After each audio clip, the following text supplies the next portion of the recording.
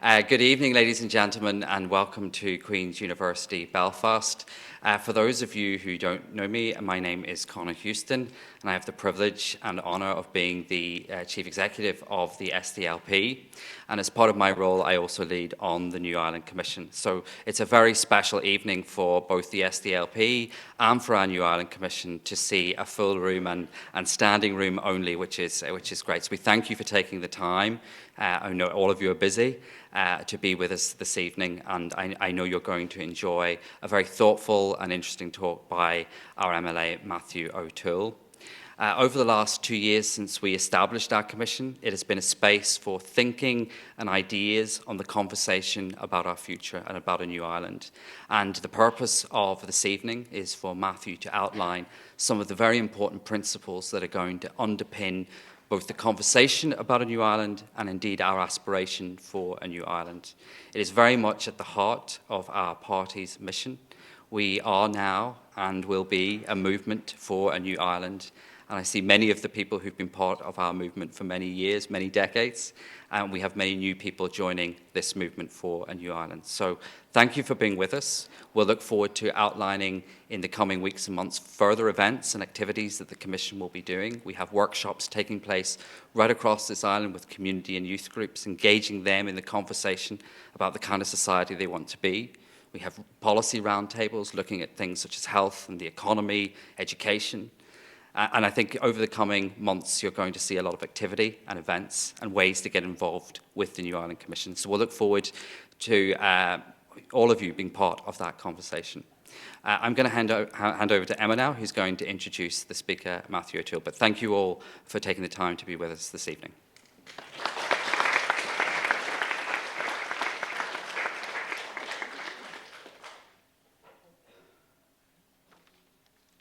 Good evening, everyone.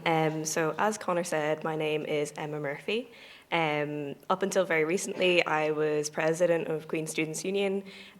So even though I've actually spent a lot of time in meetings in this room in particular, I actually haven't spoken in a speech for about a decade. I went to this Canada room whenever I was 13 to do a speaking competition. So it's really nice to be here tonight. And I have also just become a new member of the Shared Island Youth Forum. So the Youth Forum has just been set up as part of the Shared Island Initiative. So I'm absolutely honoured to be speaking to you tonight. This evening promises to be a fascinating analysis of the New Ireland Commission, expanding upon the principles that it set out in its new paper. I've had the privilege of discussing with Matthew his own views, and I'm confident that this address tonight will be an ambitious outlook to the future. This evening and the wider conversation that it generates has an urgency, as this debate is at the forefront of many people's minds, especially in the light of Brexit, the Scottish independence referendum, and the current failure of the institutions in the north. Our political climate is being shaped by these factors at a rapid pace. It necessitates conducting constitutional conversations across several sectors of society instead of dwelling on the past or accepting the status quo. The New Ireland Commission establishes a way to advance conversation into actionable and practical policy. Through engaging with experts, the public and communities, the Commission has already been established with its values of inclusion and leaving nobody behind.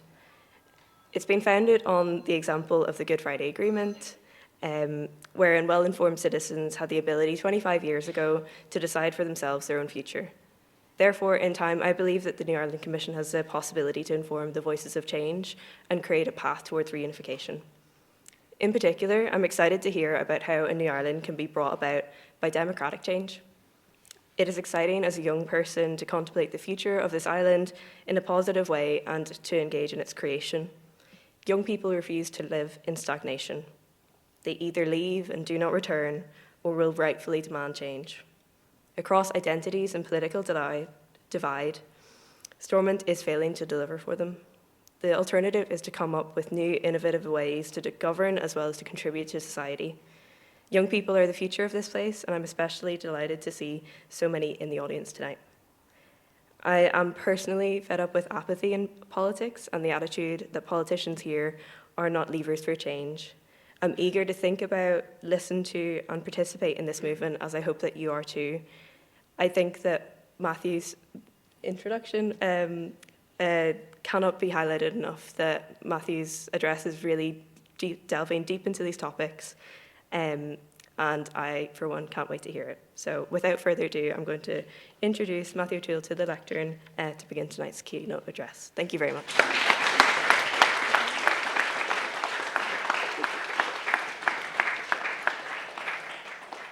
Thank you, everybody. Thanks, Emma. Thank you, everyone, for coming. Emma's right that this is very much about, well, it's about all of us, but it's particularly about young people, despite the fact that I can definitively, sadly, no longer call myself young as of this past May, because a birthday that shall not be spoken past. Thank you to Queen's for providing the Canada Room for tonight's talk, and thank you again, Emma, for that extremely and typically thoughtful introduction. Now, as well as being the most recent president of Queen's Student Union, many of you will know that Emma spoke brilliantly on stage alongside Secretary Clinton and Senator Mitchell on the opening day of the Good Friday Agreement anniversary event here at Queen's. Emma, given your CV, I'm genuinely not really sure we can afford your appearance fee tonight, but it's a privilege to have you introduce me. And it's good to see so many people in the room tonight. Some of you are even standing. It's a packed room. Look, I hope you find what I say interesting, thought-provoking, you find it useful, and if you do, please go away and sign yourself up to the Lucid Talk panel immediately. So, I jest. Some of you may remember a Harry Enfield sketch from the 1990s. For all the young people, the genuinely young people in the room, Harry Enfield was a famous comedian in the 1990s. And the sketch involves a well-meaning party host asking a guest whether they want a canapé. Now, the guest in question is an angry, red-faced Ulsterman who rejects the premise of the polite inquiry and begins a shouting match. The sketch is based on a crude stereotype, but it gets to the heart of one of the challenges we face when talking to one another. How do we broach the subject of change when we aren't good at talking or listening to one another? To try to make the conversation easier and to make it a real conversation, those of us who want change, who want a new Ireland, an inclusive Ireland, have an obligation to spell out what we mean by those terms, but also to spell out how we envisage getting there. What do we mean when we say New Ireland? What do we mean when we say inclusive? Ultimately, what do we mean when we say Ireland? Who and what does it include? That's why the name of this talk is How to Build an Inclusive New Ireland. Iarú ar an nua dúthach. Building on the high-level paper released earlier this year by the SDLP's New Ireland Commission. For those who don't know, Conor outlined that the Commission was first constituted in 2021 to shape the SDLP's thinking and planning for the future of this island. SDLP elected representatives were encouraged to facilitate private, candid dialogue inside communities with a specific focus on communities, on conversations inside unionist communities. At the same time, we established an expert panel, and glad to see many of that panel are here tonight, drawn from a huge range of backgrounds, from new communities, trade unions, public service, other political parties, diplomatic service, academia, and including people who are agnostic or even sceptical about constitutional change and unity, as well, of course, as supporters. Lots of this work has happened in private, but it has helped outline an ethical base and the principles that I want to discuss tonight. There are 6 principles in total. There's no, by the way, 6 is not a magic number. It's not connected to counties or six-packs or anything like that. It's just, that's what we arrived at. And the first principle that I want to talk about tonight is that reconciliation must be a guiding force in building a new Ireland. Reconciliation, however, is a term that requires further definition. If we're serious about it, I put my glasses on at that moment just to show how serious I am about it. If we are serious about it, we need to explain what we mean by reconciliation, a word to which most of us are theoretically committed to, but which is passed into cliché. What does it mean to be reconciled? And why should it be a principle in guiding constitutional change? Most of us can agree that Northern Ireland remains a divided society. I think that's pretty obvious. Most of us can agree that the divisions in the north are a large part of the reason why the island of Ireland is divided into 2 jurisdictions. The peace process brought an end to violent conflict, and the agreement brought political institutions which were designed to accommodate and respect our differences, while hopefully reducing our sense of division. Though there are many positive ways in which society has become less divided since 1998, it would be naive, misleading, to pretend that this is truly a reconciled place. Reconciled either to our past or to the ongoing complication of living here. Nor can we honestly say that we have reached a point where the two parts of Ireland and the two different traditions that share this island, more than two different traditions, the many different traditions that share this island, truly know or understand one another well enough. Despite the undeniable progress we have made, the social media age gives us endless opportunities to see and think the worst of one another. And as we know from recent weeks, summer is often the worst time for these moments. Moments such as these are why one of the most common objections to talking about constitutional change comes from those who say sincerely, we have not yet completed the work of reconciliation. They say we are simply not ready to have these conversations. Don't go there. They say that the North in particular needs to be further down a path towards reconciliation before being able to broach the question of constitutional change. Since our party has always been committed to the ending of division between people, seeing that as the origin of the political border, so we take seriously when people suggest that talking about constitutional change might be a barrier to reconciliation, that it might set us back. But we respectfully disagree. We believe that the process of having this conversation and of building something new on this island shouldn't be a barrier to the process of reconciliation. It should in itself be a process of reconciliation. And by the way, those who say, explicitly or implicitly, that building a new Ireland is incompatible with reconciliation might honestly be asked why they think reconciliation can only happen in the context of the status quo, and if so, why it hasn't happened yet. And so I come back to the question I asked earlier. What do we mean by reconciliation?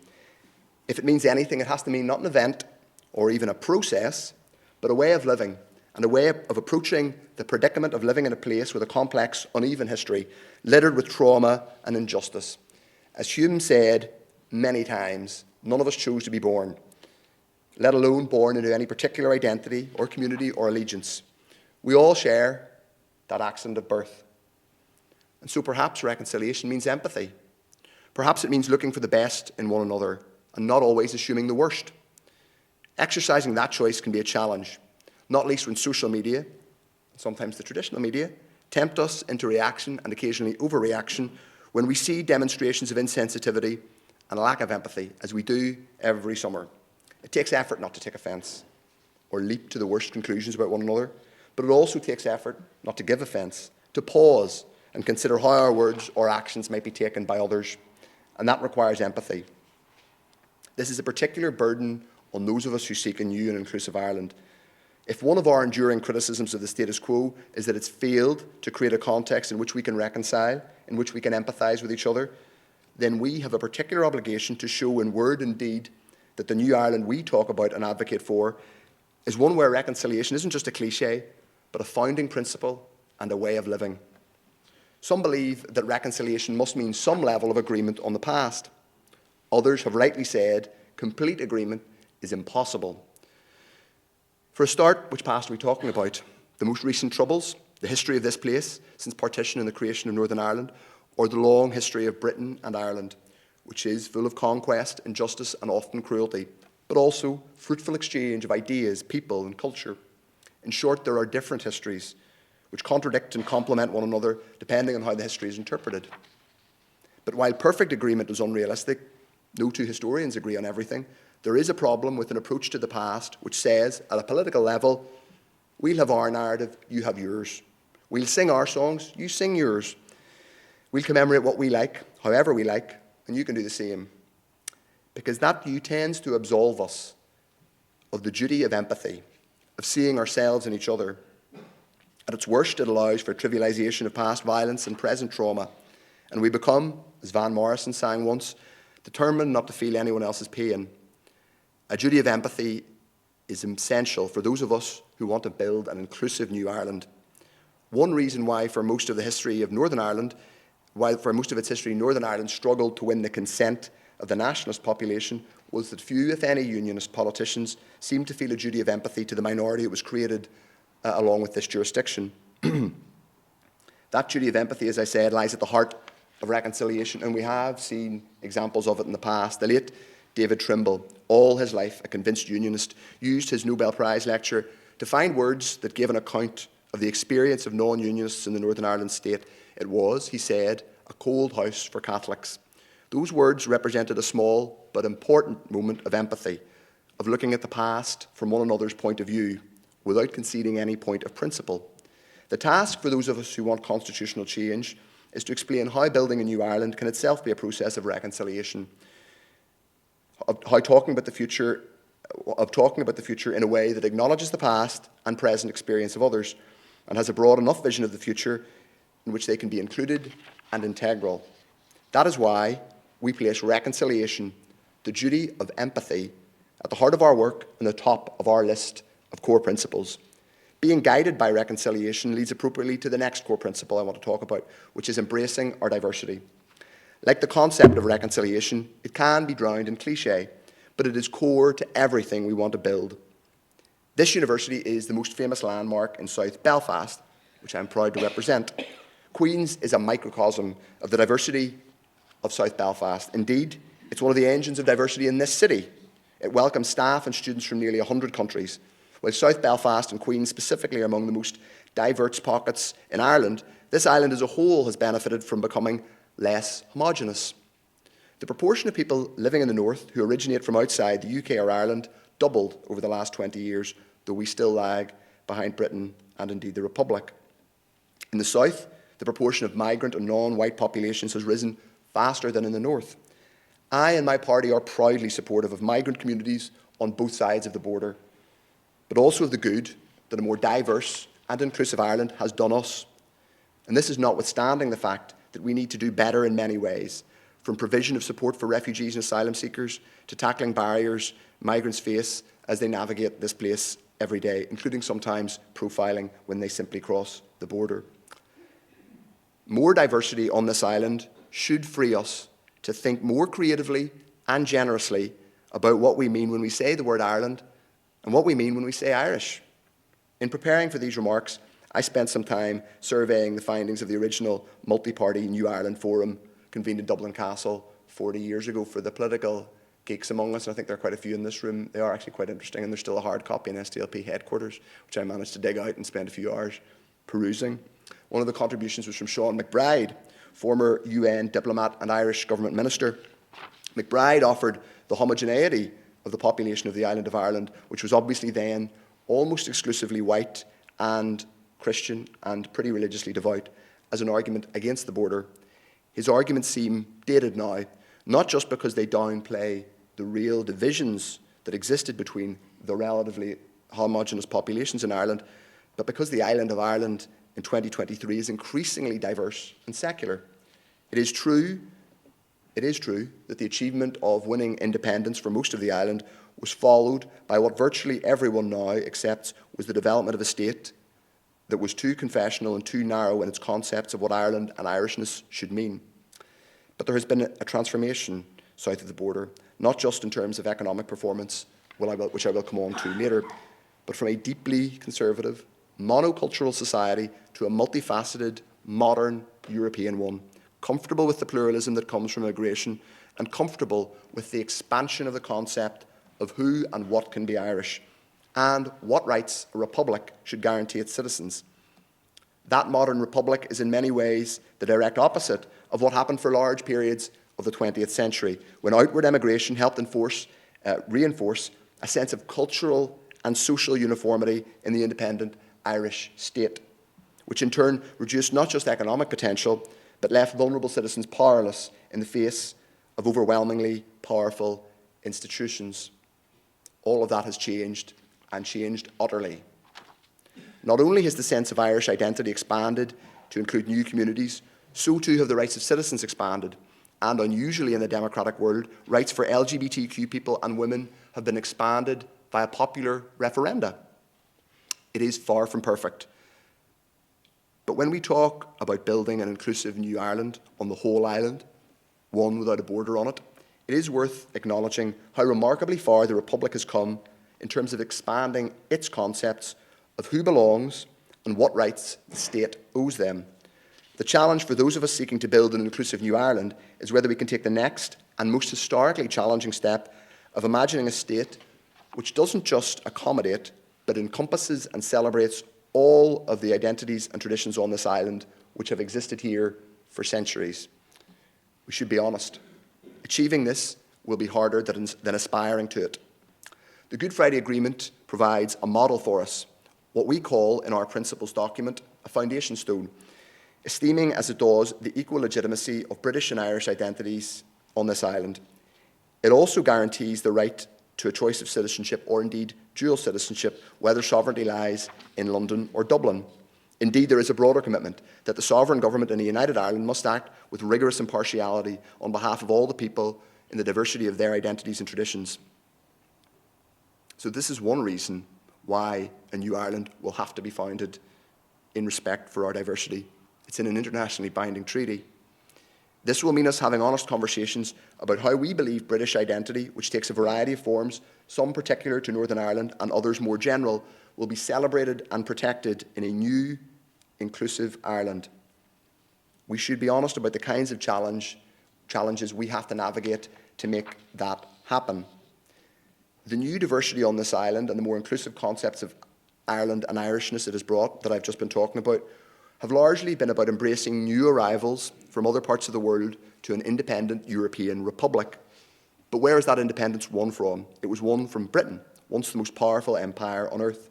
Without rehashing centuries of history, it is self-evidently true that for the most part, Irish nationalism has seen its role as winning first self-government and then independence, reflecting the aspirations of an Irish nation that was seen as distinct from Britain and a British nation. Since 1998, those of us who seek constitutional change and Ireland without a border have been committed to doing so on the basis of not just legal protections for those exercising British citizenship, but committed to a more pluralist ideal that encompasses the continued presence of part of a British nation on this island, more specifically of a significant number of people with a continuing allegiance to or affinity with Britain. Inevitably, that will mean conversations about emblems, flags and anthems. Those are happening already. But more than that, it will mean those of us who are advocating change thinking creatively about what kind of future we see for Britishness and the relationship between Ireland and Britain in a new Ireland. It isn't enough to say that the legal fact of the 98 Agreement and its citizenship provisions takes care of the question. Rather, it sets down principles and promises which we will need to put into practice. For example, could a unique partnership between a new United Ireland and the remaining UK take place under the auspices of the existing British-Irish Intergovernmental Conference, and as well as being a guarantor for continuing rights of British citizenship? Which areas of mutual interest might such a body work on? The common travel area and movement between these islands, trade and economic cooperation, the huge volume of cultural and educational interchange between these islands.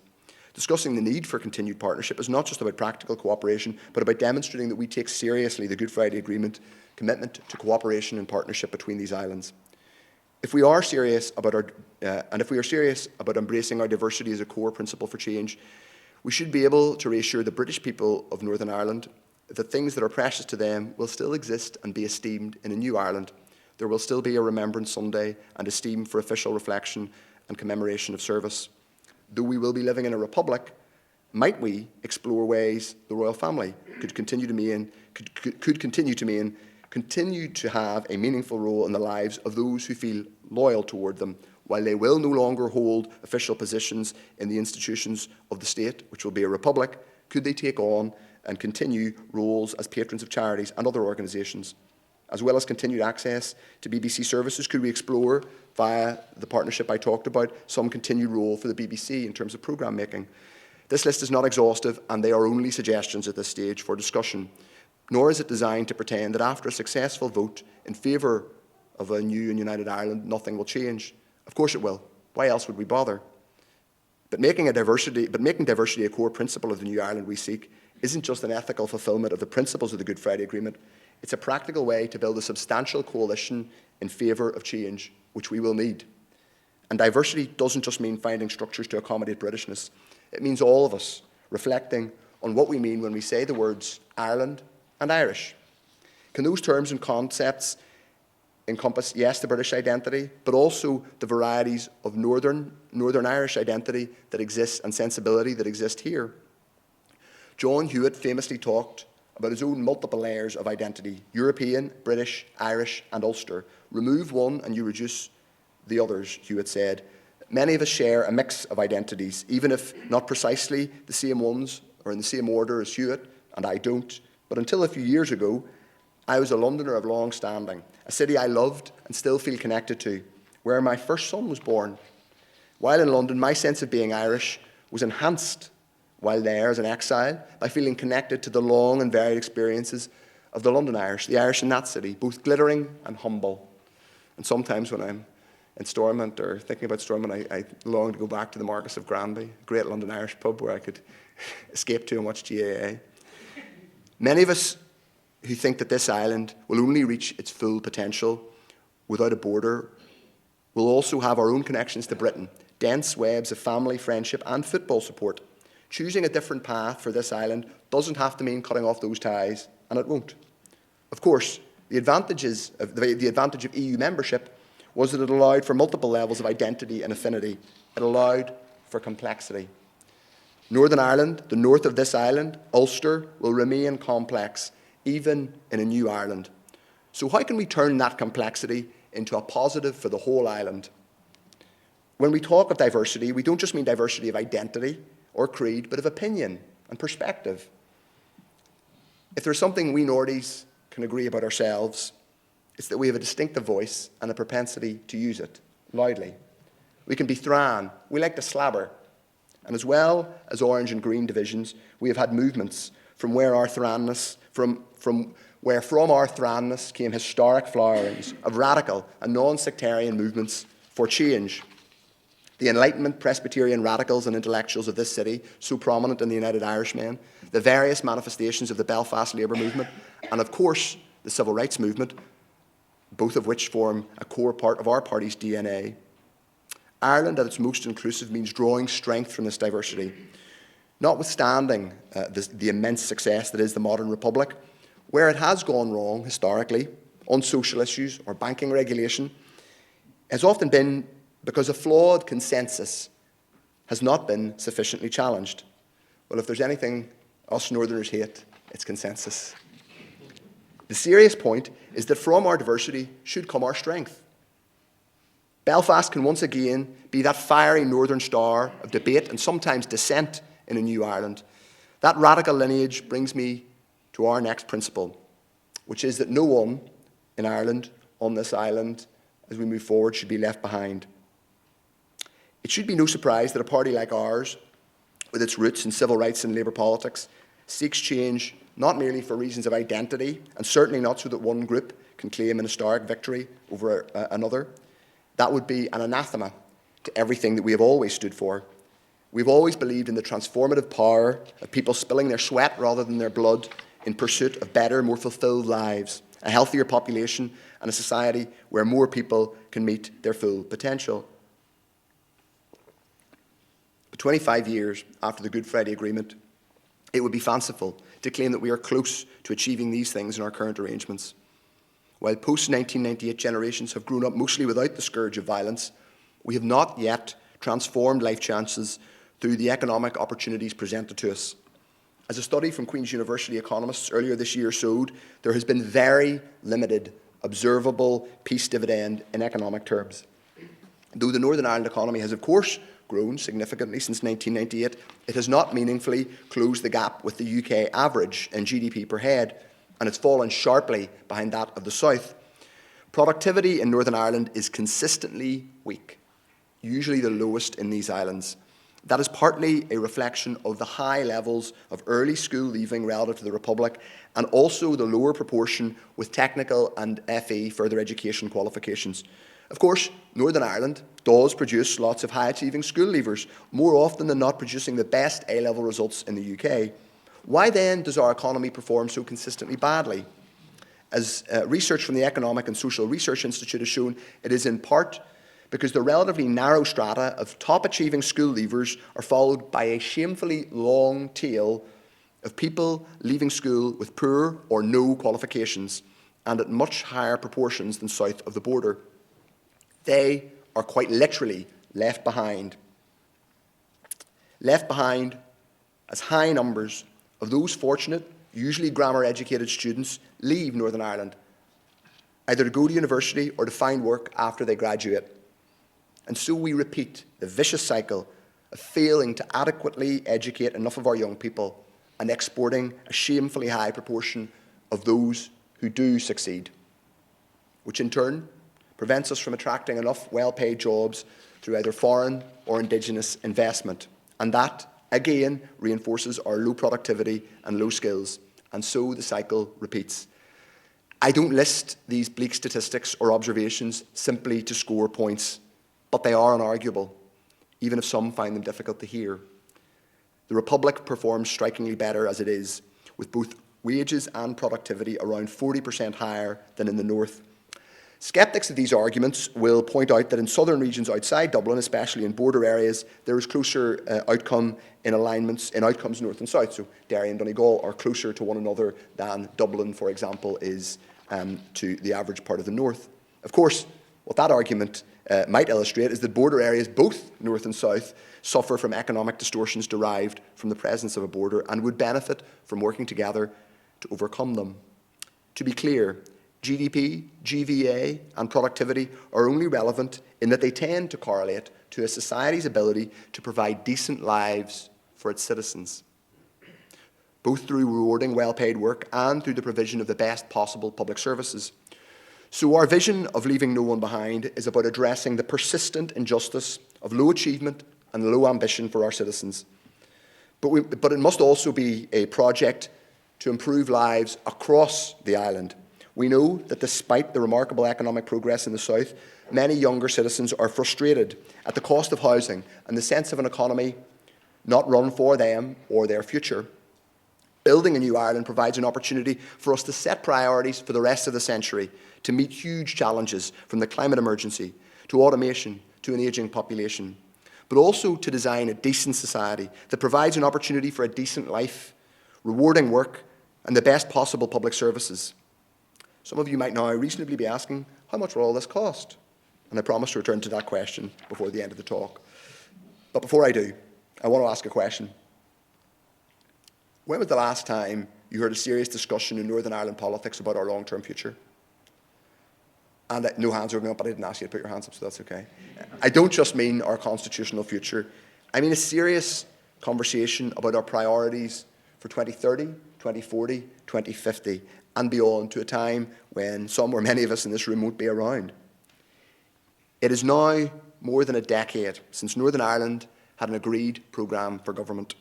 Not only do we have no plan, we have no government to provide a plan, and sadly, we have limited prospect in the immediate future of having a government. Our politics is stuck, both in a literal and metaphorical sense. The past constantly invades the present, and the future never seems to arrive.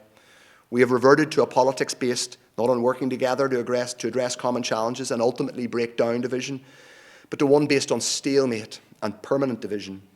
So our vision of a new Ireland cannot be based on any vision, on a victory of one tradition over another. In fact, it cannot be a function of tradition or tribe at all. As I've said, we cannot simply bury a tragic past, but we can try to make sure that the future is better. So being future-focused and outward-looking rather than inward-looking is a core principle too. No earls are going to sail back down Lough Swilly or up Lough Swilly. I'm not sure which it should be. Overgrown railways are not going to suddenly reopen, nor are the wounds of history going to instantly heal. But we can address this century's challenges and build on the opportunities we have. And I want to give one, not just glaring, but urgent example. And it's urgent because we've all seen what's happening to our planet this summer. And as each summer and season goes past, we're seeing it in a more overwhelming and scary sense. The climate emergency. This island is a single unit for the purposes of biodiversity. We share common pre-partition patterns of land ownership and use, distinct from our neighbours. We share a coastline, inland waterways, and of course, weather patterns.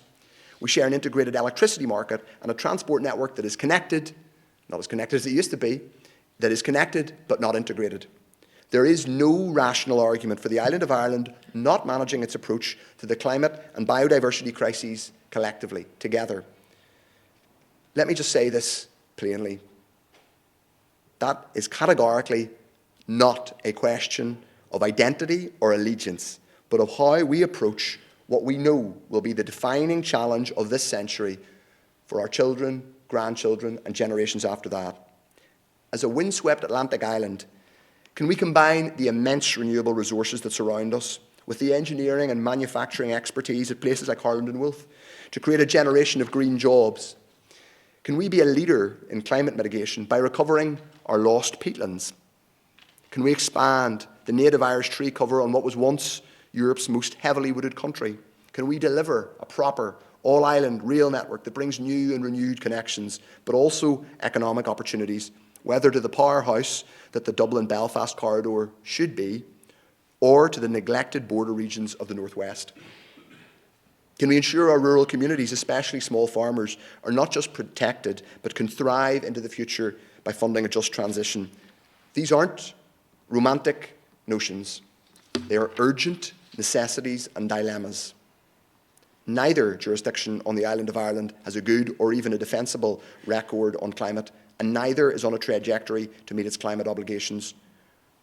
We cannot protect our biodiversity in one part of the island and watch it wither in the other.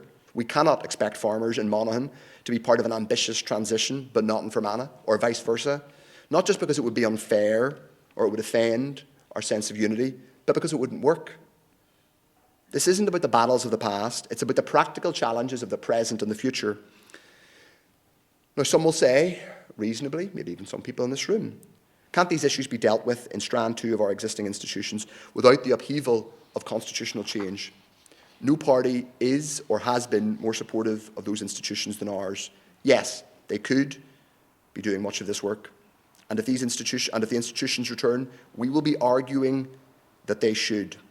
But based on the experience of the past 25 years, it would be naive to pretend that the institutions, as currently constituted, are capable of the level of vision and delivery that we require. Of course, we could be proven wrong, and no one would be more pleased to see a restored executive, and I really do mean this, no one would be more pleased to see a restored executive and assembly with ambitious Strand 2 plans than the SDLP. We look forward to working as a constructive opposition on the challenges facing Northern Ireland here and now, if only we had the chance. But it would be disingenuous to say that I think that even after much needed reform, the Stormont institutions can, by themselves, deliver the future that we deserve. As well as being resolutely focused on the future, the effort to build a new Ireland must be outward-looking and internationalist. Our party is proud to be the most pro-European in the north, possibly the most pro-European on the island, but I'm sure there might be others who would argue with us on that. And we're determined that our young people, workers and businesses, derive the huge benefits of re-entering the European Union. I would also say to some who claim the mantle of pro-Europeanism, and even talk sometimes about Northern Ireland rejoining the EU, that the intellectually and politically honest thing would be to recognise that the only realistic way of making that happen is via a new Ireland. We might want the UK to rejoin. And let me tell you, I would certainly like to see that, having worked hard as a civil servant, hard and unsuccessfully, as a civil servant, to try and keep it in. But the chances of it happening currently appear negligible. And so the only viable prospect, the only viable route back into Europe is via a new Ireland. So let me say again, this isn't some narrow nationalistic project, it's an internationalist one. It will involve not just the reconciliation of identities in Northern Ireland and the coming together of both parts of Ireland, but the establishment of a constructive and close partnership with the UK, as I have said, which will remain a guarantor of rights to continuing British citizens. And that work can set an example to other parts of the world, as we have done in the past, as we did in 1998, of peaceful transition and reconciliation. But it won't be easy, and it won't, nor should it, happen overnight. It will take time. So this work, as our principles document makes clear, has to be based on hope for a better future, something that is largely missing from our politics at the moment. And that hope is placed alongside honesty about the practical questions and challenges that need to be addressed. So despite the cliché about politicians, I intend to be honest with you tonight in saying that I don't have the answers to every single question in front of me. But much work has been done and is being done on an ongoing basis to understand and map how our respective economies and public services work now, how they interact or don't interact, and how they might in the future. Much of this work is rightly academic, conducted by researchers with no stated view or preference on the Constitution, and it is important that we understand and acknowledge the complexities of managing change on this scale and are honest about them. Not repeating the Brexit mistake of pushing through change based on glib distortion is something we are all agreed on. But what does hope with honesty mean in this context? To give one frequently quoted example, Northern Ireland has been in fiscal deficit for most of its existence. Put simply, it raises less in taxation than is spent on public services. There is a live debate between economists on how precisely the subvention is calculated. There is, by the way, a very live debate on exactly how much money is raised in Northern Ireland and how much money is spent in Northern Ireland. It's not a completely agreed upon and settled thing. And it's relevant because not all forms of UK government spending allocated to Northern Ireland on a population basis will continue, either continue at all, perhaps, or continue on the scale that they are now in the context of a new Ireland, defence and diplomatic spending being obvious examples. The Fiscal Council includes a fulsome accounting of all UK government spending, which reaches a number of circa 9 billion, where Professor John Doyle of Dublin City University estimates something much lower, around 3 billion. Whatever figure is chosen, it's important to acknowledge, and in many ways this is a technical accounting argument, but it is important to acknowledge Northern Ireland is in fiscal deficit. It does receive a fiscal transfer or subvention, whichever term you prefer. But it must also be acknowledged that this fiscal transfer can hardly be viewed as a sign of success. All advanced economies have areas of stronger and weaker economic performance, with an embedded principle that the social contract that exists between citizens and state extends to regions, and richer regions subsidise weaker ones. But we've been one of the weaker ones for our entire existence. It is entirely legitimate for those who want the status quo to claim what they see as the benefits of fiscal transfer, but equally legitimate for those of us who want change to say that we deserve better. We shouldn't simply accept an economic and fiscal model that has self-evidently failed, in my view, to deliver for people here. Moreover, calculations of fiscal deficit that simply apply existing figures as a long-term deadweight cost to a united Ireland without factoring in the huge potential to unlock cross-border economic activity and transform public service delivery, and therefore offset the fiscal transition, aren't telling the whole story. The final thought and final principle that I want to leave you with is that this has to be about all of you and led by you, and it isn't worth doing if it isn't. That might seem like a corny sales pitch, but it's true. Nations and states only matter to the extent that they bind people to a set of shared values and aspirations, and in doing so, allow them and their families to live meaningful and fulfilled lives. People always matter more than territory, which is why each of the core principles we have set out is about including people, being guided by reconciliation and the duty of empathy, embracing the diversity of this island, leaving no one behind, focusing on the future, matching our hope with honesty, and being led by citizens. In practical terms, being led by citizens means our proposals will be tested constantly in workshops, many of which have taken place already, including in areas not instinctively supportive of a new Ireland, by asking people from all backgrounds what kind of society they want to live in, what kind of society they want to see for their children and grandchildren.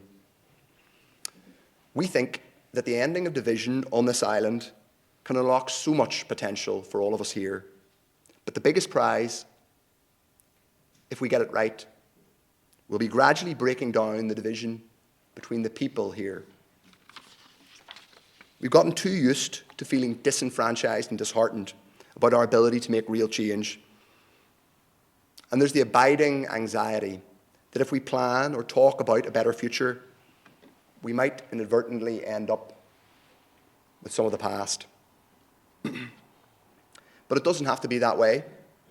If we journey together, committed to empathy, to finding what the writer Claire Mitchell has called a destination beyond anger, where we can find the good in each other again.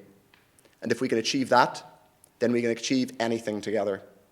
Thank you, everyone, for listening.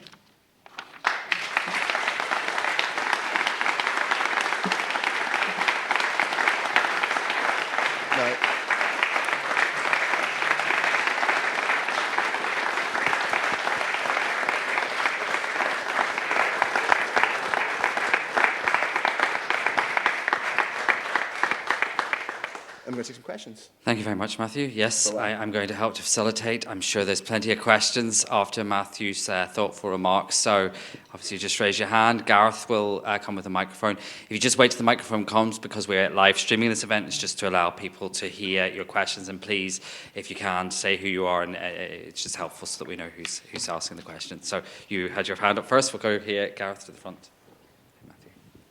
Thank you very much for the great speech. My name's Paul Collins from the Integrated Education Fund. The question I would have, Matthew, would be a recent report by the Ulster University indicated that the segregated education system in Northern Ireland alone costs £600,000 per day.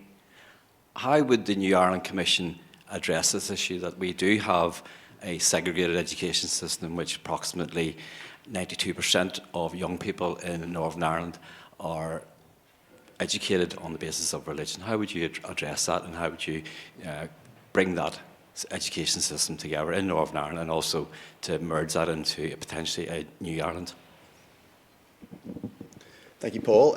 Well, it's a huge topic, and it's one that I'm very committed to, as you know, because we've met and talked about it on a number of occasions, and as is our party, as a parent with a child in an integrated school, I care about it a lot. I also think that there is a huge conversation to be had about the kind of education system that we want to see, not just in Northern Ireland in the immediate term, but also in the longer term in a new Ireland. So part of the answer to that question is, through the workshops and the policy development we're doing, we're going to unpack and talk to people on both sides of the border from different educational sectors and different, as it were, traditions and educational backgrounds, how they think an education system in a new Ireland can, frankly, be more integrated. There are, as we know, particular challenges that we face in terms of creating greater integration in schools in the north. So that's going to be a challenge in terms of merging, a practical challenge, first of all, in terms of merging the two education systems together in the south. But I do think it's a goal. It's something that we should be thinking about. It's something that we should be planning for. I would say, by the way, that we don't need to wait for a new Ireland to happen in order to support and grow integrated education in the north. We are supportive of it. We're doing that now, and we'll keep doing that now. But I think there is a real live conversation to be had about what an education system looks like, and obviously there will be faith communities will want to feed into that, people who believe in a more secular education system across the island. I think that's a live conversation. I think it's one that having on an all-Ireland basis will kind of unlock new and interesting perspectives. As I said, I don't have a kind of pat answer to, well, this is exactly how it's going to work, and we're going to have because we have we have as you know, for example, we have completely a different population mix, and a different, that's part of the reason why there's a border in the first place, but it's something we need to discuss, and it's something we need to think about, and I think we need to think about the society that we want to have in a new Ireland. Thank you very much. I think it's someone at the back, Gareth, in the blue T-shirt there. Just say this, it's standing room only, and I know there's a lot of younger people at the back, so please feel free to stick your head in if you want to ask a question. Okay. It was an interesting speech, but I suppose as the token unionist in this room here, I have to ask you a question. You've had 102 years to come up with something. As much as I like what you're saying on an intellectual level, it's just words. That's all it is. You know what I mean? You're trying to convince unionists to join onto this. You could convince some people, yeah, but it's just words. There's no, and this is my frustration. You've had 100+ years, and you know what I mean. And another question as well. You talk about this new Ireland. Well, how come the Republic hasn't done this already? If, as you claim, they've got so much money to spend, why haven't they gone down this road already? And last question is, say if there was 800 or 900,000, just one last question, if there was 800 or 900,000 unionists who went into this new state, making this new Ireland will be even more difficult, because as you said, quite rightly, the people in this part of the world are Fran. So how do you sort of square the circle, if you don't mind me asking? Well, first of all, thank you, and I'm glad you're here, and I think it's a good thing that you're here, and I hope the fact that you're in this room, and you might not be the only union, we haven't gone around and asked people what their background or constitutional preference is as they've come in, because the whole purpose of our commission is that we engage with everybody, and it's an open door, and we don't operate on the basis of you know, a prefixed idea of who people are. Or just a couple of reflections, and that was quite broad thoughts. I suppose in answer to the question, why haven't you done it up till now? I suppose, well, first of all, quite a lot's happened in that 100 and odd years. It hasn't quite been I mean, as I said out in my speech, the two parts of the island since partition have, you know, I think everyone here knows quite a lot of the history of the last 100 and odd years since this island was divided, whatever their view on it. So I won't recount it all. A huge amount has happened. We've obviously got to a place, as I recounted in my speech, where we have an agreed set of values in many ways in the Good Friday Agreement about how we proceed from here. So it's not like we are exactly where we were 102 years ago. So I think that's, you know, I would respectfully challenge that. I think it is true to say that, and I think when it's not true, you don't need to take my word for it. You can go and find the Eurostat data or all of the official data published. The Republic of Ireland is now one of the wealthiest countries on a per-head basis in the world. It has flaws, it has challenges, and I talked about them in the speech. I'm not offering a kind of Pollyanna, Panglossian view of the South is class, therefore we should join it. But it is an extremely successful, over the last couple of decades, society in economic terms.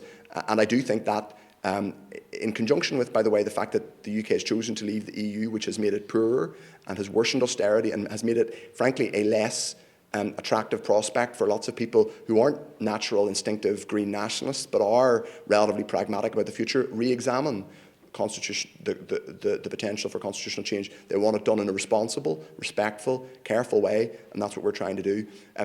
On your point about people being thran and will unions accept this, and I get it. I mean, that is. I mean, I hope you saw in my speech an acknowledgement. Like, I don't think I could have gone any further in acknowledging that this isn't easy, and these conversations aren't always difficult, and we shouldn't be rushing this. And we are sincere when we talk about reconciliation and diversity. In my speech, the first two things I talked about were, one, empathy and reconciliation, and then two, diversity, including how we esteem Britishness in a new Ireland. That was a specific decision to talk about those things first, so they do matter to us. So, you will have as and when there is a referendum on this in the years or decades ahead, you'll have a decision to make. I hope I can persuade you. I hope I can persuade other people who are unionists and people who are agnostic.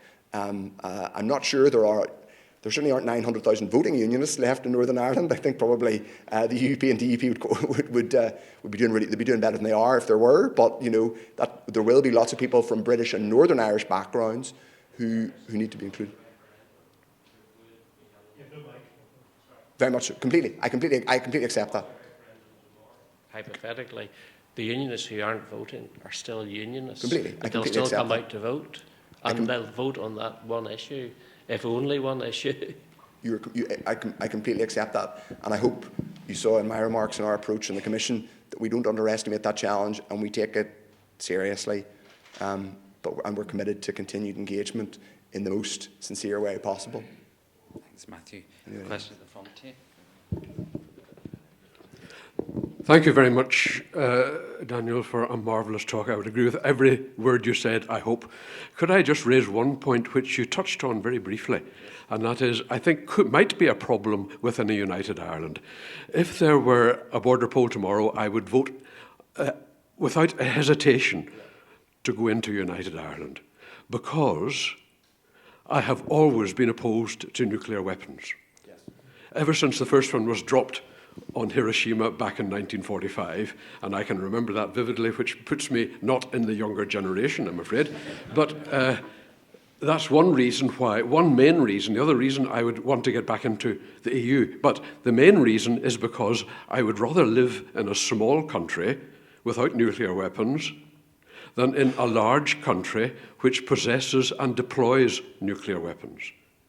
Now, there could be a wee bit of a problem there, insofar as many unionists who would remain in a united Ireland, from what you were saying, might favour NATO, which relies on nuclear weapons. And I'm not too sure. I would prefer to see a united Ireland, a new Ireland, which continues to be non-aligned and resolutely non-aligned. But I could well imagine that there would be some unionists who would not favour that. And I think that might be a wee bit of a problem, and I hope that that's the sort of problem which the Commission will be considering. Thank you very much. Should we take a few at once, and I'll kind of. Thank you. Sorry, I'm just. There's a few people who had sort of caught my. There was someone here. I'm just going to Gareth, if you could, and I'll come to you. Yeah, and then Sunil, and then I see it. Yeah, okay. Sorry. Hello, my name is Mal, and I suppose my question is question/concern. Down south, we are seeing considerable rise in the hate crime towards the LGBTQ community, as well as the transphobic policies and bills that are coming out of Westminster at the minute. We are seeing 50% increase in hate crime towards the LGBTQ community in Northern Ireland. Some statistics that have come out about the death rates of trans people is absolutely horrifying. Don't even need to get into the GIC. So I'm just kind of, when we're talking about a new Ireland, like, where will that come into this narrative? Because we're kind of between a rock and a hard place with this, because both sides of it are not supporting the community the way they should and not giving the community what they should as well. So yes, thank you so much, Gormagov. Do you want to take a few questions, We'll Matthew? We'll take one more, and okay. then we'll do Trinity. Hello, Matthew. I'm afraid it's another awkward unionist. My name is Arnold Carton. And this year, because I was going to the Belfast Festival for the first time, and to an event which was planning the way to a border poll, I took time to actually ask my children, who'd been in their 20s, and a few other of their friends, how they would actually feel. And they're all from the Protestant and Unionist community. And I would think I would be very light on the unionism, wouldn't be one of the hardline ones. But I would ask them, how would they feel if Irish unity actually happened, and what would it be good or bad, or what would they feel they lost? And I was actually quite surprised how unionist my kids and some of the others were. Not because the arguments for Irish unity are wrong. I mean, there are actually quite logical arguments in favour of Irish unity, economic ones and ones like that. But there was a sense of loss in their heads if Irish unity happened. And some of the things that came up, you could easily dismiss, like, would we still have BBC? Of course we would, that. But, some of the worries they had about what would change, it would be very easy to dismiss. But the thing was, there was actually quite a genuine sense of loss there. And when I talk to older unionists, my generation, again, there would be a much greater sense of loss than I think is sometimes appreciated by the nationalist community. And I would suggest, and I'd be interested to know if you've got any working on this at all. I mean, I'm a retired teacher, and obviously in school you can't really talk too much about the politics, but it seemed to me very important that you would actually investigate what it is that unionists would miss, not in terms of the economics, but the emotional attachments, because it was good to hear that you actually do have some ideas about how to actually safeguard the feelings, but that sense of loss is something that I think I don't get the sense that your average nationalist appreciates how big the sense of loss would be. Okay? Yeah. Thank you very much, and Matthew, and then just one more, Matthew. I think Sunil wanted, and then I'll come back out in a second. Just let Matthew take these ones. Sunil, just if you pass it in there, Gareth. Thank you, Matthew, for that summary and roadmap you've laid out. Matthew, my question is probably going to be a bit of a difficult one. First of all, my name is Sunil Sharma. I'm an entrepreneur. I'm on the progressive, pragmatic left of politics, though unfortunately I've never voted for the SDLP, and you'll have to work that one out yourself. So, look, the raison d'etre of the Commission is really clear. It is to fuel public debate and discourse about constitution change in these islands. And there's clearly nothing wrong with that motivation.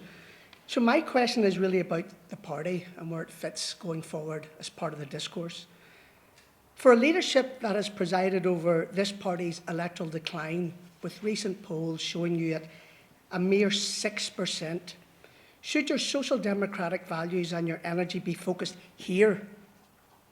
For example, on rebuilding our crumbling public services, the economy, reimagining our apartheid education system, which, as Paul also mentioned, is costing us $226 million a year extra, widening your voter appeal. And I say all of this on the basis that whether you're a unionist or a nationalist, this place needs to work, at least politically, and needs to be at least politically viable and economically viable before we can be assured of a socially cohesive 32-county Ireland. Well, I'll take there's 4 there. I'm going to take them. And I'll just make an observation, actually, which is that I'm very pleased to see that the majority of our questions so far have not come from, convinced pro-unity nationalists. So this, I hope, shows that this is serious and we're willing to take challenging questions. And thank you, Sunil, as always. I'll do them in reverse order. Thank you for your challenging question. And I've met you before, and your questions are always good, insightful, and challenging. I guess there's 2 parts to it. One is the party fortunes, and then there's the question about making Northern Ireland work. No, why not make Northern Ireland work? And I kind of tried to answer a version of that point in my remarks.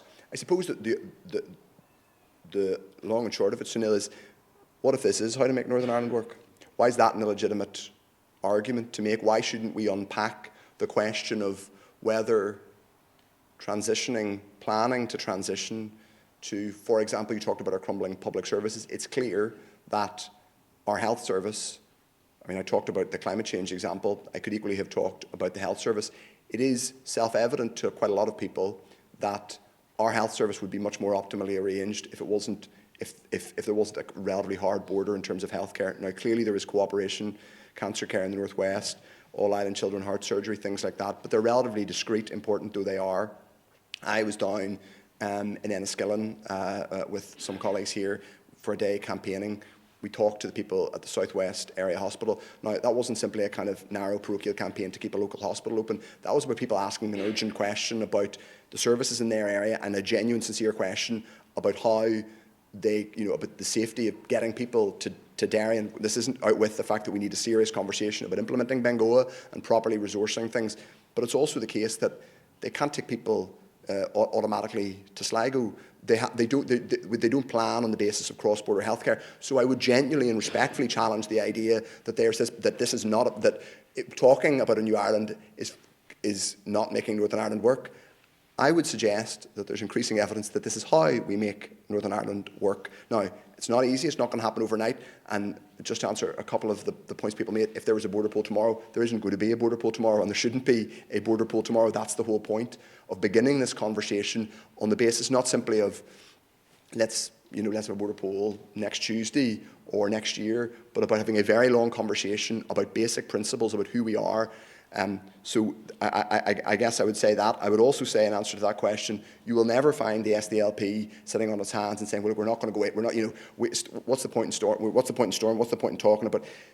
If you want to, Sunil, I will happily send you the millions of words I sent in the 2.5 years I sat in Stormont when there was a functioning assembly. I don't think I talked about Irish unity once. That's not because I don't believe in it, it's because it's not what it's there for. It's there to govern this place in the here and now and make it work. And in answer to your question, if our economy is better, more optimally organised and operating better, will that make a united Ireland easier? By all means, absolutely. We don't see these things as a choice, but I do slightly gently push back at the idea that talking about constitutional change somehow contradicts making Northern Ireland work. Just on the, I have to get those, but yeah. It's important what I'm trying to say here. I understand you can walk and chew gum. Yeah. No problem on that issue. I will need to chew gum after this, actually, because my breath's My quite bad concern after is, talking. as somebody who's on the left of politics and the progressive left Yes. of politics, nothing worries me more than the decline of the SDLP as a political force. I personally need a natural political home, and the focus on a New Ireland Commission does not take away from your duty as a party on the centre left, Yeah. on my side, to really try to increase your status within Northern Ireland, because a diminished SDLP, and I said I have never voted for you, but a diminished SDLP is bad for everyone. So I think that focus should be also at the forefront of your mind, as well as the New Ireland Commission. was just coming on to answer that question briefly, but before I get to the other, I mean, polls are polls, but no one likes to look at a poll number like we're seeing at the minute. It's frustrating. There's a lot of SDLP members and activists in this room tonight, and lots of people who aren't, but it's frustrating for them because they care not just about a new Ireland, but they care about the social democratic principles. There are people in this room who have been involved, who have like predate this party even existing, and they Labour politics, social democracies in their soul, civil rights. So they want to pursue those politics in the context of the North now, and eventually in the context of a new Ireland. So no, it's not great to see a poll number. I mean, it's not making excuses to point out that I think even our biggest critic would acknowledge that this is not an optimal political context for us. There was an election 18 months ago in which someone was elected First Minister, Michelle O'Neill. They were made the biggest party, and as of now, that election result has not been fulfilled. So our politics has been static, frozen, stuck. We had not a great election last year. We had not a great council election, albeit in this city, particularly in this DEA, and the councillor for this DEA, who massively increased his vote, a proud pro-European social democrat sitting behind you, was an example of what we can do electorally. So, I would just caution, push back respectfully on some of those, but also say it's a pretty tough political climate at the minute, and I'd love to get back into Stormont and be in opposition and press for social democratic reforms, Labour politics in the Assembly. If you want, Sunil, I would suggest go into a room and ask those challenging questions to Jeffrey Donaldson or Sammy Wilson or Nigel Dodds, because they're the ones who are stopping me being at Stormont, delivering those things and talking about them every day, okay? With respect. Now, and I would also say, with respect to some of those people who are told, who think this is a distraction from us doing day-to-day politics, well, first of all, it isn't. Secondly, we want to let us back to do day-to-day politics and legislating. Now, I want to go back and answer some of the other questions. Arnold, I've seen you on Twitter, Arnold, and I think it's very creepy whenever someone says, I saw you on Twitter. But I have seen very interesting stuff. I think it's true. I think, whenever we were writing the speech, thinking about the question about reconciliation and it being about empathy, you can't, I can't feel exactly what someone who is unionist is going to feel about the loss of the union. I can't, and it would be naive and patronising to say that I can. And particularly, I gave some examples, tried to be thoughtful about how I think. They're suggestions. I'm not going to be, I'm not Taoiseach. I probably never will be. I'm not, but I can give my voice and I can say what I think. But I think embedding the idea of empathy, which is what I think the kind of practical expression of reconciliation, not just reconciliation as a kind of, people meeting in church halls and being nice to one another, important though that is, but true, serious, constant endeavouring to place ourselves. You talked about the empathy that is required of nationalists to try and understand or place ourselves in the sense of loss for ordinary unionists or people who feel an affinity with Britain and Britishness. I think you're right, and I'm not going to give a glib answer. I suppose, as well as the empathy, I tried to talk about my own, as someone who, for more of my life, I've lived on the island of Britain for more of my life than I've lived on the island of Ireland. I've lived for the vast majority of my adult life in Britain. So it's not I'm not hostile to it. I think we'd be better off in a new constitution, in a new Ireland. But I can keep talking. I can keep talking sincerely and keep being empathetic, and that's how the Commission's going to approach these things, and in creative ways as well. Not simply in thinking that you talked about the younger generation. That I think you're right. Lots of younger people in their probably teens, 20s, 30s, who are from unionist backgrounds, but are probably never going to vote for. They're certainly not going to vote for the DUP. If Doug tries really hard and keeps going, they could theoretically want him to vote for the UUP, but he's got a tough slog like ourselves. But I think it is theoretically, there is this thing about people, this feeling, this affinity, and how you understand it. So I acknowledge that. On the LGBT, Mal's point about LGBTQ rights, I do think you're right, Mal. I don't agree with him on everything, but I think Leo Varadkar made an important point the other day about some of the heated chat around culture, a slightly culture war conversation about trans issues and about rights issues more generally has created a climate in which certain types of speech and homophobic chat is becoming a bit more normalised in a way, particularly south of the border, that it had been overcome. So I think the way to approach this is and what I'm not going to do as someone who believes in a New Ireland is say, well, that'll be grand. A New Ireland's going to stop homophobia or transphobia, or it's going to, every single person with a unionist background is going to feel brilliant, or we're all going to be 10 years younger or have a Ferrari.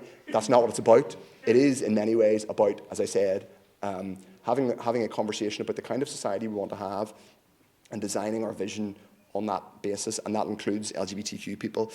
On this gentleman here's question at the front, I didn't get your name, but it was a really interesting comment about NATO, and I suppose the strategic question about, look, I mean, broadly, I think that the Republic's position, certainly not as a nuclear power and out with NATO, has done served it pretty well. So I'm not I'm not going to stand here and advocate for a change to that. There are, of course, going to be questions about what this will mean in terms of a new state or a reunified state's its approach to international relations. It's something to be discussed. There is a discussion already happening in the Republic about all that.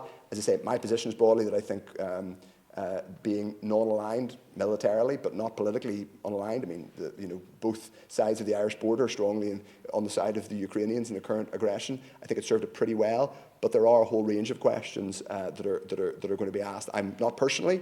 I wouldn't advocate for a change to his position around NATO, and that's something I wouldn't advocate now, and would be. People will throw up ideas, and I'll be honest about where I lie on those ideas. And currently, it's not with that. But I strongly support your position in relation to nuclear weapons. They are, in my view, an obscenity. And I certainly, I'm glad they aren't on this island. That would be my view. And I've got a few more questions. Yeah, thank you, Matthew. Well, we're going to get some tea and coffee because you anybody deserve wants some tea or coffee, refreshments. yeah. So I think I just saw a burst of hands. So I'm going to maybe try and do Matthew, you do another 4. Would that be? 4, yeah. That's, So we'll just, if you want to go. 6 principles, 4 questions. Yeah. Hi Matthew, my name is Tony Macklin. Now, I would describe myself not as an awkward unionist. I'm an awkward Catholic, brought up in a loyalist area. And I want to refer back to the point that the gentleman over here made about, because I mix quite a lot with, for the area from I came from, North Belfast, working class loyalists, Crusaders Football Club, all of that. I can tell you that there are people in there is thought there, and I think sometimes we reinforce the stereotype that's delivered to these people by the DUP, that they're thoughtless and can't think for themselves. Yeah. There is thought there is a lot of good work going on. In relation to yourself, they are fearful for their own survival. Now, they don't know what that means. If you speak to loyalist people, unionist people, they think it's a sense of Britishness. It's a sense of something, but they can't really put their finger, but they feel threatened. And I think so it is about, in my view, survival. Can I just come to the point, the gentleman, because I think we can tie the two together here. Because I can tell you now, as somebody who mixes in that area, and I sit and I talk to a lot of people, Labour people, Newton Abbey Labour people out there, what they would say is the people who are going to persuade them about a united Ireland, and there is thought there to it. They're not close to it, but they're not going to hear it from Sinn Féin. And and the problem at the moment is, I spoke to a good friend last night who's well known in political circles and unionist circles, who said, in talking, and I think a lot of people could probably guess who I'm talking about, who talking to his Presbyterian congregations and people, he said, look, when I asked them, about, what would happen if there's a Democratic vote tomorrow and Michelle O'Neill is elected, would you follow the Democratic vote? Because that's what they consider that unionism has always been about. It was majority rule, it was wrong, but that's what they considered. And he said, it's the survival of your people's more important than democracy. And I think that's the thing that we have to face. I am a pro-United Ireland, New Ireland person. I can think back to days of, maybe some people can remember Dr. Robb here, I don't know, but yeah. So I can think back to those days. So that's the thoughts that are going on in loyalist areas. That's the challenge for people here tonight. And I think sometimes, yes, unionism is, I suppose, intransigent at times. I think even unionist people know that themselves. But we reinforce that. Yeah. We tend to get off a bit on that and kind of say, we can dismiss unionism because they're intransigent. I think that's bad. Yes, yes. That's why I think those are the challenges. Sorry, that turned out to be a bit more than I thought, but there you go. So, Tony? Tony? There's a hand up there. Yeah, just this. Sorry, just no. They just there. Yeah, sorry. Thank you. Hi, Matthew. So my name is Miley Brennan, and I am a PhD student here at Queen's, and my project is looking at political identities amongst those born around or after the Good Friday Agreement. And also, if you can't tell by my accent, not from these parts, but I have lived on the island for over half of my 20s, and I'm into my 30s now, so there's personal investment as well. But so something that I've been reading recently, Jennifer Todd is an academic who talks a lot about this. Yeah. So Jennifer has posited this idea that nationalisms tend to be people-oriented, which I think we also saw in your speech when you're talking about people over territory. And unionisms tend to be polity or state-oriented. And that has come up in my interviews quite a bit. Like when you're talking to young unionists about why they're unionists, they talk about the NHS, the economy, the benefits, and all of this and that. And we saw Arlene Foster's quote in 2021 where she's saying, I couldn't be a British person in an Irish state. Whereas that doesn't make sense to my Irish participants, right? So I feel like there's a lot of this talking past each other. And when you're talking about, people in this room needing to go out and advocate for this and talk about this, how would you recommend engaging in those talking past each other moments where it's also as mentioned, a sense of loss amongst unionists, but also just a different understanding of how the world works, if that makes sense? There was someone else towards the back here, and then the gentleman standing at the back. Yeah. We'll go there. Hi Matthew, thanks for your presentation. Equally a PhD candidate, but I'll put one question and one comment to you. So my question is this. I was struck with your references to the Good Friday Belfast Agreement and the various strands and processes, and I suppose for me there is a bit of a danger in this project insofar as we haven't fully addressed the fact there are many objectives of the Good Friday Belfast Agreement which have not been met in 2023, and I'm thinking predominantly of the role of women in public and political life, which is equally a problem in the South, and the failure to deliver on the Bill of Rights as well. So I think for me the question is, how can you square this idea of the New Ireland Commission when we still haven't fully met the objectives? What is the peace process and post-conflict state in Northern Ireland? And then my comment is more to do with, equally struck with your discussion around the economy and productivity. But I suppose I'm just disappointed there was no relevance or connection to class and class politics. And I think it's really important to have that conversation in Northern Ireland, given its political history, but also because I would imagine there are many people who would feel they don't want to swap a Tory government in London for a Tory government in Dublin. Yep. So we're going to do 5, Max. I'm just trying to get as many people in. And I'm sorry, we will have time for tea and coffee to keep the conversations going. So there's a gentleman standing just in the doorway there, and then just here, and then. Thanks very much. It's just a simple point, but with 2 different angles, and that is our county identity. Is there more mileage to try, both from an identity point of view and also from an administrative point of view, to focus on county? I'll give an example. In the South during the COVID crisis, there was a great deal of logic to be managing things on a county-by-county basis. But also, would that not help with identity as we move forward into our future? If a wider section of the population, or the whole community, did actually look at things via the prism of their county identity, because obviously people from a GAA background, for example, do look at that as being a building block for the whole island, whereas a lot of people from a unionist background, they do not actually look on their county identity as being a significant part of their makeup, and obviously that would continue on no matter what happens in the future as well. But also with councils, I mean, we have 11 councils. Why not have 6 county councils, plus obviously the metropolitan areas as well? Is that not going to be more logical and more translatable for the future? Thanks very much. Thank you for that question. And then just this would take this final one here. Hi, Ewan McKinney. I'm a member of the Labour Party in the Irish Labour Party. So I just wanted to thank Matthew for a really elegant and provocative paper. I think we both probably come at this from a reasonably same perspective, a social democratic perspective. And I would urge you to, and the New Ireland Commission, to really focus on trying to strengthen the view around an economic model. I mean, I think that the point was made here to my left about, replacing a Tory government in London with a Tory government in Dublin. And I think, to make the point, or to illustrate the point, we have a multi-party coalition at the moment who think it's a problem to have 68 billion coming into the state in corporation tax. So we really do need to come to a point of a consensus about what we think the economic model of a new Ireland is going to be. Because if it's going to be the same, certainly coming from a southern perspective, if it's going to be the same neoliberal economic model that is prevailing in Dublin, I think we're going to have a problem. Thank you for the questions. So it was a very long speech, but there'll always be things you can't get in.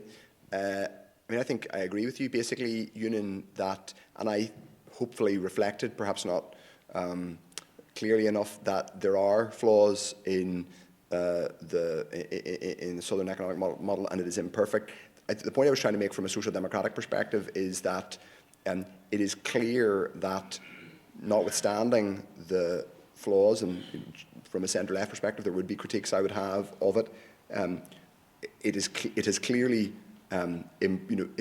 advanced itself, and Labour parties have been part of that as well, in terms of creating more opportunities for people who live there. Obviously, the South has a higher level of welfare benefits than in the North as well. So I don't think you can be should be Panglossian or idealistic about everything that exists. There are, one of the things we haven't talked about is the contributory healthcare system. In one sense, we have a contributory healthcare system here too, through general taxation. But an insurance-based model, which is, I prefer the NHS to an insurance. Like, I would be unabashed, and I would like us to move towards an all-island version, which is more universal. That's something we're going to be discussing and unpacking. I think you're right when it comes to the question of the economic model. It is important that we are actually honest about the drawbacks in the northern system. And you could say it's quite social democratic to get a large fiscal transfer from London. I think, but the critical and repeated lesson, and I was careful to say, like GDP, figures of productivity, they're dry statistics.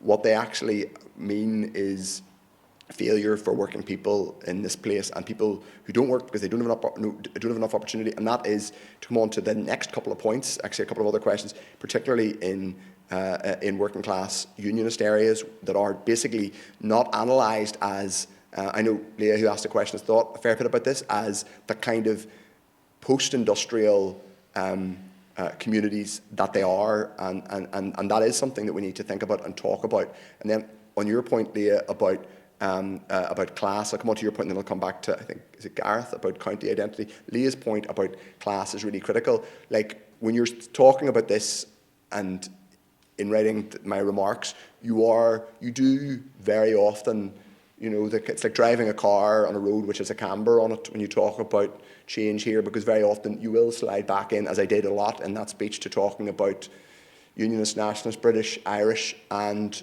what you have to do, and what we're going to do through the Commission, is remind yourself that we don't all wake up in the morning, God, it's great to be nationalist, look in the mirror, and you don't drive to work as a nationalist or get the train to work as a nationalist. You don't think about your kids' future as a nationalist. You don't go to whatever. And so class is and we know that one of the failures of our politics has been the consistent failure to look at to treat, to properly engage in class politics and to properly not promote that, but to properly engage with that. And you are right, particularly, I just want to link this to, I think, the point Tony made, was it Tony? About his experience of working class loyalist communities in North Belfast.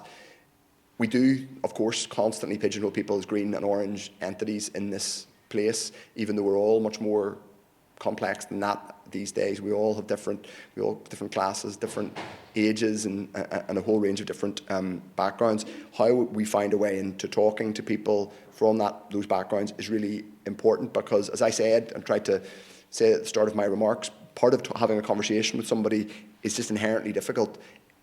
I mean, I am a nationalist politician. I can talk about my background and the fact that I'm also a social democrat. I'm a Labour politician. I'm in the centre left, and I care about them and the services they have now. And I work and Claire is sitting there, and Gary's sitting there. We work, and Carl's sitting there. We work for working class people from all traditions in the communities we represent. But it is a challenge.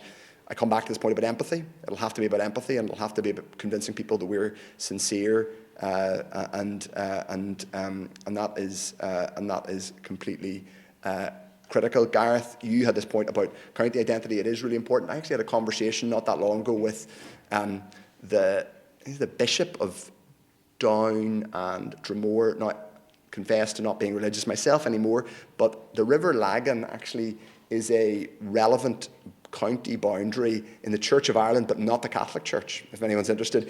The two organisations for whom the River Lagan is jurisdictionally important are the GAA and the Church of Ireland, because the Diocese of Down and Dromore in the Church of Ireland is in the Church of Ireland Diocese of Down and Dromore ends at the River Lagan, and it becomes the Diocese of Kells for the Church of Ireland, and of course the county boundary ends for GAA. So yes, there are loads of interesting ways of thinking about the place we live, and thinking about boundaries, and thinking about how we organise ourselves. I think I've covered are there any other points that I missed there? I hope not. Just before we finish, thank you very much, Matthew. Thank you for the questions, and sorry, I know there was a couple of people we didn't get to. Please come up and speak to Matthew when we enjoy a cup of tea, a coffee outside. Thank you for coming, and please keep following the New Ireland Commission's work via social media and via our website, newislandcommission.com. Get involved in our workshops.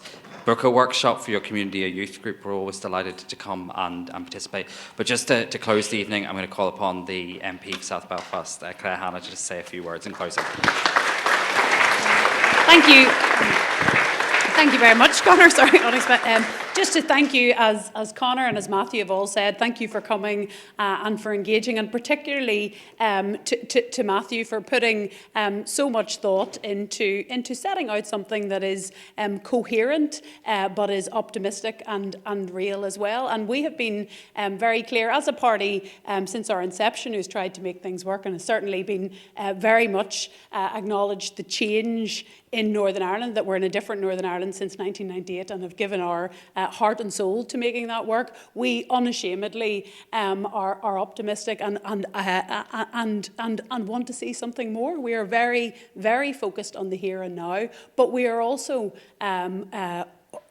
honest about saying we don't think this cycle of failure and stop and start forevermore is good enough for all people of all of their backgrounds here. The Commission is, as Matthew has said, for the last few years has been quietly engaging just those sorts of multiple levels of dialogue that got us to the point of the Good Friday Agreement, to understand the sort of things people are concerned about, that they won't all come in an off-the-shelf fashion. And we do hope to triage that as we go. We're not, and we've never been about piling up the nationalists for a border poll. That's not the ethos of the SDLP, but we genuinely, and particularly informed by the experience that we've all had of the last 5 to 7 years, genuinely believe that there is better for all of us, that it'll lift individuals out of poverty, and that it can be hopeful. We also are, and I think empathy is the phrase from Matthew's address which will stay with me. We don't want to reverse what happened at partition, where